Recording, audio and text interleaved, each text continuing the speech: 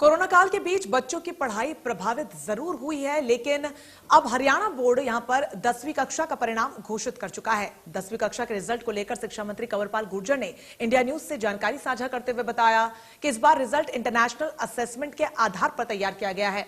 तमाम चीजों को ध्यान में रखते हुए रिजल्ट 100% आया है, जिसमें 60,000 से ज्यादा बच्चों के 100% नंबर भी आए हैं। इस बारे में कंवरपाल गुर्जर से खास बातचीत की हमारे सहयोगी विपिन परमार ने। सर, रिजल्ट कल घोषित कर दिया गया 100%। आप पीछे का कई साल उठाकर ले लीजिए, 70 से जो है 70% एवरेज रहा करता था, लेकिन 100% नतीजे जो है वो घोषित किए गए हैं। क्या कहेंगे सबसे पहले? नहीं, देखिए, जिस प्रकार से हमने उनका मूल्यांकन किया, इंटरनल असेसमेंट के हिसाब से हमने मूल्यांकन किया, लगभग उसमें सभी बच्चे पास होते थे। और वैसे पहले भी सरकार ने इस प्रकार के निर्णय रखे गए, वो सभी बच्चों को पास करते थे। अब अगर हमने तो फिर भी उसमें सारी प्रक्रिया भी अपनाई है, और इस प्रकार की एक परिस्थितियां थी जिस प्रकार के ये निर्णय लेना पड़ा। नहीं तो हम तो उसके पेपर कराने के लिए तैयारी थे, लेकिन जिस प्रकार की परिस्थितियां बन गई उसके कारण हमने पेपर छोड़ने पड़े। 3 लाख से ज्यादा बच्चे जो है वो अपेयर हुए थे। 60,000 से ज्यादा बच्चे जो हैं वो 100% नंबर हासिल किए हैं। एक प्रक्रिया रहा करती थी, पोस्ट मैट्रिक स्कॉलरशिप प्रोग्राम्स जो है वो रहा करते थे, ताकि बच्चा आगे पढ़ाई के लिए उसे आर्थिक मदद मिल जाए। इस बार क्या उन 60,000 बच्चों को जिनके 100% नंबर आए उनको स्कॉलरशिप दी जाएगी या नहीं दी जाएगी? क्या कुछ उसका फॉर्मूला जो है वो सरकार का? देखिए, अभी हमारे पास 3,13,345 बच्चों का जो था हमने परिणाम घोषित किया है, और उसमें काफी बड़ी संख्या में जो है बच्चे, उनके इतने नंबर आए हैं कि उनको स्कॉलरशिप के जो आप कह रहे हैं। लेकिन इस रिजल्ट पे जो हमने अभी दिया, इस पे हम स्कॉलरशिप किसी को नहीं देंगे। लेकिन अगर कुछ बच्चे ऐसे हैं जो ये कहते हैं कि भाई हमारे नंबर कम रहे हैं और हम दोबारा पेपर देना चाहते हैं, ऐसी उनकी कोई अपील आती है, तो हम निश्चित तौर से उन बच्चों का पेपर लेंगे। स्थिति सामान्य जैसी ही होगी तो उनका पेपर लेंगे, और अगर ऐसे बच्चे जो पेपर देंगे और वो उस हिसाब से नंबर लेंगे तो निश्चित तौर से उनको स्कॉलरशिप। सरकार में होने के नाते सर, 2 जिम्मेदारियां आपकी हो जाती हैं। स्कूल्स, प्राइवेट स्कूल्स जो है उनको भी आपको देखना होता है, और अभिभावक जो है उनको भी आपको देखना होता है।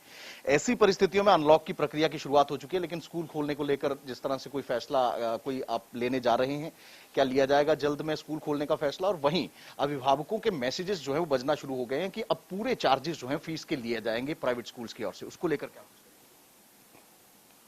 देखिए, स्कूल खोलने की जो प्रक्रिया है, हालांकि कोरोना इस समय पूरी तरीके से कंट्रोल में है, कोई समस्या नहीं है, लेकिन कोरोना की वजह से जिस प्रकार का भय जो है वो समाज में व्याप्त था, तो वो अभी पूरी तरीके से समाप्त नहीं हुआ। ना ही मैं समझता हूँ कि बच्चों में इतना कॉन्फिडेंस है, और ना ही अभिभावकों में इतना कॉन्फिडेंस है, और ना ही साथ ही हमारे में भी इतना कॉन्फिडेंस नहीं है। चाहे हमारे टीचर हैं, चाहे हम स्वयं हैं, तो हमें भी थोड़ा लगता है अभी थोड़ा टाइम लगेगा, थोड़ा सा एक माहौल ठीक सा बनेगा, और तब तक जब तक ये सारा बनेगा तब तक मैं समझता हूँ कि कोरोना भी लगभग समाप्ति की ओर चलेगा। बहुत कम हो गया, 10% के आसपास ही है उसके मुकाबले में, तो निश्चित तौर से कम होगा, और जल्दी इसके बारे में विचार करेंगे खोलने के बारे में।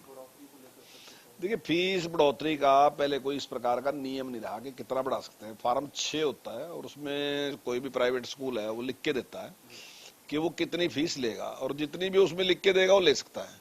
लेकिन अभी मैंने बात की है इसके बारे में, और निश्चित तौर से इसके बारे में हम एक नियम बनाने जा रहे हैं, उसकी प्रक्रिया शुरू हो चुकी है, और उसमें एक निश्चित करेंगे कि इतना ही फीस बढ़ा सकते हैं, एक निश्चित फीस बढ़ा सकते हैं। आप 8-10% या जो भी वो होगा उसमें हम विचार करके रखेंगे, तो आप जितनी बढ़ा सकते हैं उतनी बढ़ा सकते हैं। इसका मतलब ये नहीं कि अगर आपको केवल ही छूट दे दी तो आप दुगनी कर देंगे। कुछ स्कूलों की मेरे पास इस प्रकार की भी कंप्लेंट आई है कि जिन्होंने पूरी तरीके से डबल कर दिया उसको, जो कि पूरी तरीके से गलत है, और इस टाइम में जब कोरोना में इस तरीके से प्रभावित हैं, तो ऐसे में डबल करना बिल्कुल गलत है। मैं आपके चैनल के माध्यम से जो प्राइवेट स्कूल हैं उनको भी कहना चाहूंगा कि निश्चित तौर से समाज की जो पीड़ा है उसको ध्यान में रखते हुए उस पर निर्णय लें, नहीं तो निश्चित तौर से हम जल्दी कानून बनाने वाले हैं और इस समस्या का समाधान करेंगे।